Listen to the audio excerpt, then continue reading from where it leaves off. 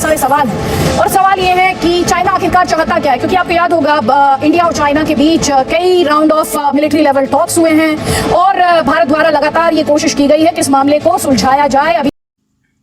सामने क्रम हमारे पड़ोस में ऐसे बहादुर वीर जवान रहते हैं जिन पर कोई दूसरा मुल्क उनके ही घर में घुसकर हमला कर देता है और वो वहां से भागकर जान बचाते हैं और फिर कुछ अरसे बाद ये पता लगता है कि अपना भारी नुकसान करके अपनी टेरिटरी उन्होंने दुश्मन के हवाले कर दी। ये वीर जवान कोई और नहीं, हमारे पड़ोसी मुल्क भारत के फौजी जवान हैं, जिन्हें गलवान में तो चीन ने फटकार लगाई थी और अब 4 दिन पहले यानी 9 दिसंबर को एक बार फिर गलवान पार्ट 2 करते हुए 300 के करीब चीनी फौजियों ने दुम दबाकर भागने पर मजबूर कर दिया है। 4 दिन बाद भारतीय मीडिया को यह खबर पहुंची है और उस पर अब वो चीखता चलाता नजर आ रहा है और ये कहते दिखाई दे रहे हैं कि हमारे वीर जवानों ने बड़ी बहादुरी से मुकाबला किया और अब दोनों फौजें पीछे हट चुकी हैं। बंदा इनसे सवाल पूछे कि 300 के करीब फौजी तुम्हारी टेरिटरी में घुस आए हैं, तुम्हें पीट कर पीछे धकेल दिया है और अब तुम्हें ये कहकर उसे अपनी जीत बता रहे हो कि वो चीनी फौजी हमें मारकर वापस चले जा चुके हैं। अब इस सारे मामले पर नरेंद्र मोदी सरकार के खिलाफ भारतीय अपोजिशन काफी गुस्से में दिखाई दे रही है, क्योंकि नरेंद्र मोदी तो बड़ी भड़के मार मार कर पाकिस्तान का नाम लेता दिखाई देता था, लेकिन चाइना के बारे में उसकी हमेशा से बोलती बन रही है। सिर्फ एक बार उसने अपनी एक स्पीच में यह कहा है कि ना कोई भारत में घुसा है ना कोई घुसेगा। हालांकि अमेरिकन सैटेलाइट इमेज देखें या फिर दुनिया भर के मीडिया की रिपोर्ट्स, सैकड़ों स्क्वायर किलोमीटर एरिया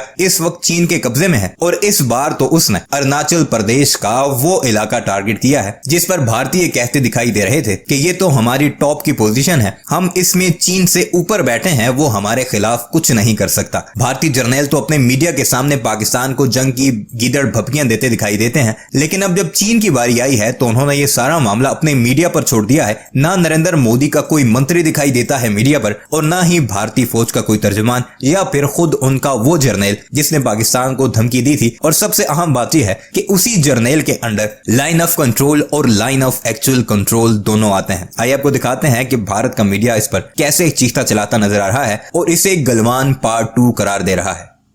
अब तक हमारे पास जो खबर है उसके मुताबिक भारत और चाइना के सैनिकों में पेट्रोलिंग के दौरान ये झड़प हुई है। आपको यहाँ पर समझना होगा, जब यहाँ पर LAC की बात की जाती है, लाइन ऑफ एक्चुअल कंट्रोल की बात की जाती है, तो यहाँ पर परसेप्शन की लड़ाई है और ये वो इलाका है जो भारत का हिस्सा है, लेकिन चाइना जो है वो इस पर लगातार अपना दावा करता है। दोनों ओर से कितने सैनिकों को चोटें आई हैं ये अभी तक स्पष्ट नहीं हो पाया है। ये भी साफ नहीं है कि झड़प के दौरान दोनों तरफ से कितने सैनिक मौजूद थे, लेकिन हम आपको ये अपडेट दे रहे हैं कि 9 दिसंबर को ये झड़प हुई है। उसके बाद 10 दिसंबर को बॉर्डर पोस्ट पर मीटिंग हुई है और उसके बाद से जो टेंशंस हैं वो शांत हैं। इससे पहले आपको याद होगा, एक तरफ हम यहाँ पर अरुणाचल के तवांग की बात कर रहे हैं जो कि ईस्टर्न कमांड के अंडर में आता है, और जब आप याद करते हैं कुछ इस तरह की टेंशंस की बात तो 15-16 जून 2020 गलवान आपको याद होगा जो कि नॉर्दर्न कमांड के अंडर में आता था। अब आप ये देख रहे हैं कि नॉर्दर्न कमांड 2020 और अब ईस्टर्न कमांड अरुणाचल प्रदेश का तवांग, जहां पर ये झड़प हुई है। 9 दिसंबर को झड़प हुई है, लेकिन उसके बाद मीटिंग हुई है दोनों तरफ से ही अधिकारियों की, सैन्य अधिकारियों की,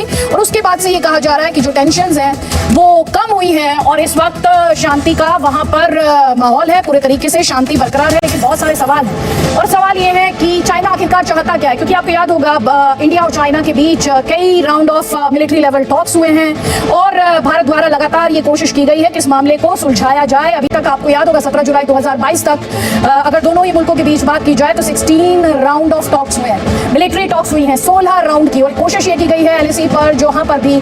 थोड़ा सा भी विवाद है, तनाव है, उसे किसी भी तरीके से कम किया जाए। डिसएंगेजमेंट की बात कही गई है, डिस्कलेशन की बात की गई है और साथ ही हम आपको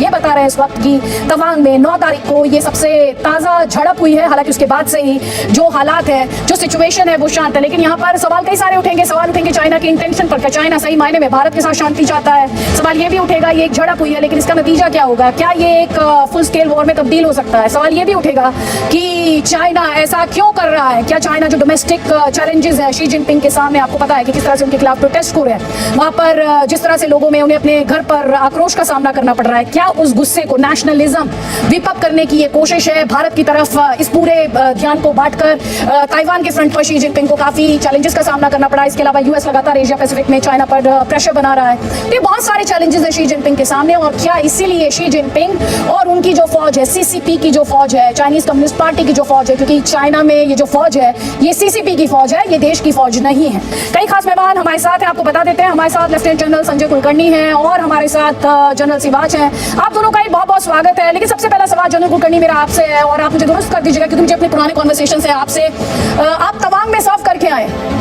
और मैं चाहूंगी पहले एक अपडेट ले लेते हैं जनरल कुलकर्णी, क्योंकि मैं कृष्ण मोहन मिश्रा को भी देख पा रही हूँ, मेरे सहयोगी है कृष्ण मोहन मिश्रा। सबसे पहले ये जो झड़प हुई 9 दिसंबर को झड़प हुई, उसके बाद 10 दिसंबर को ये मीटिंग हुई, इस सिचुएशन को क्या माना जाए, पूरे तरीके से रिजॉल्व हो चुकी है? और साथ ही आपके पास ऑफिशियली क्या इंफॉर्मेशन है, कितने इंडियन सोल्जर्स जो हैं जिन्हें चोटें आई हैं? देखिए, ऑफिशियली जो इन्फॉर्मेशन है वो सिर्फ यह है कि 9 दिसंबर को तवांग सेक्टर में आमने सामने आए, दोनों के बीच में झड़प हुई। भारतीय सेना ये बात मानती है कि कुछ सैनिकों को हल्की चोटें भी आई, लेकिन उसके फौरन बाद डिसएंगेजमेंट हो गया, यानी दोनों तरफ के सैनिक एक दूसरे से अलग हट गए और फ्लैग मीटिंग के बाद ये मामला सुलझा लिया गया और सीमा पर शांति है। ये भारतीय सेना का आधिकारिक बयान है। सूत्रों के हिसाब से थोड़ी सी और खबर आती है कि 9 दिसंबर को ये मारपीट हुई थी और उसमें दोनों ही तरफ के सैनिकों को चोटें आई। ज्यादा बड़े लेवल पर मारपीट फ्लेयर अप नहीं हुई, क्योंकि दोनों के बीच में एक सेट मैकेनिज्म है कि अगर ऐसी स्थितियां आती हैं तो उनको सुधारने के लिए क्या किया जाएगा। उस मैकेनिज्म को फॉलो किया गया और उसके बाद से अभी तक और किसी घटना की खबर अभी तक किसी सूत्र से नहीं आई है कंफर्म। अफवाहें कई उड़ रही हैं कि उसके बाद भी मारपीट हुई, लेकिन उसका कंफर्मेशन अभी तक कहीं नहीं है। न भारतीय सेना ने उस तरह के सूत्रों ने उसका कंफर्मेशन दिया और न ही किसी और जगह में। ये तो हुई इस घटना की बात। यह घटना बहुत छोटी है, इस घटना से पहले भी ये ऐसी घटनाएं इस इलाके में होती रही हैं, लेकिन आज की तारीख में ये घटना बहुत बड़ी हो जाती है। वो इसलिए जो कृष्ण मोहन मिश्रा के साथ हमारा संपर्क टूट गया है, एक बार फिर से उनका रुख करेंगे। लेकिन जनरल कुलकर्णी, माफ कीजिएगा जनरल कुलकर्णी, यहाँ पर मुझे याद है अक्टूबर लास्ट ईयर तब भी जो बुमला था और यांगसे, जहां पर हम ये बात कर रहे हैं पूरी ये जो पूरी झड़प की बात की जा रही है, मैं लास्ट ईयर की बात करी, अक्टूबर की बात करी हूं, तब भी करीब कहा गया था, रिपोर्ट्स में दावा किया गया था करीब 200 पीएलए के ट्रूप्स थे जो इंडियन टेरिटरी में आ गए थे और जो वहां पर इंडियन बंकर्स थे या फिर जो अनऑक्यूपाइड डिफेंसेस थे उनको उन्होंने डिस्ट्रॉय करने की, नुकसान पहुंचाने की कोशिश की थी। तब भी इसी तरह से लोकल लेवल पर टॉक्स हुए थे और इस मामले को सुलझा लिया गया था। अब करीब 12 महीने बाद, बल्कि कहना चाहिए करीब 13 महीने बाद, हम एक बार फिर से इस तरह की ये झड़प देख रहे हैं। सबसे पहले इस झड़प को तवांग में आप कैसे देखते हैं? अदिति जी धन्यवाद। ये मुझे लगता है कि कई टाइम से इस तरह की जो परसेप्शन ऑफ एलएसी है इस पे कोई शक नहीं। मैं वहां पे 99 में भी था, वहां पे मैं 2006 में भी था और हर बार मैंने इस तरह की चीजें होती हुई देखी है। उसके बाद फ्लैग मीटिंग होती है और उसके बाद इस बात को सुलझाया जाता है। लेकिन आपने बिल्कुल ठीक कहा कि कम से कम गलवान के बाद इस तरह की जो झड़पें होती है या मैं होता है, या जैसे आप बता रहे हैं कि यांगसे के इलाके में है, यहाँ पे अमूमन आते हैं, इसमें कोई शक्ति पेट्रोलिंग करते हैं और वहां पे हम लोग दीवार बना रखी है, पत्थरों की है, जिसे जो भी चीनी आते हैं उनको मालूम है कि इससे आगे उन्होंने नहीं आना है, तो ये होता रहता है। लेकिन उनमें भी कई एक ऐसे होते हैं पीएलए ट्रूप जो उसको फांस करके आने की कोशिश करते हैं, तो वहां पर एक दूसरे को धक्का दिया जाता है कि भाई आप अपनी तरफ चले जाइएगा, हमारी तरफ आएगा। तो जो इस तरह की बातचीत हो रही वही, मतलब ऐसे कोई ये नहीं कि खूनी खराबा, इनकी झड़प एक दूसरे को धक्का देना कि आप हमारे इलाके ना आइए, क्योंकि हमारी जो सेनाएं हैं वहां पर हमेशा सतर्क रहती है और क्योंकि मौसम खराब होता है, खराब मौसम में पता नहीं चलता कौन कितनी दूरी पर आ गया है।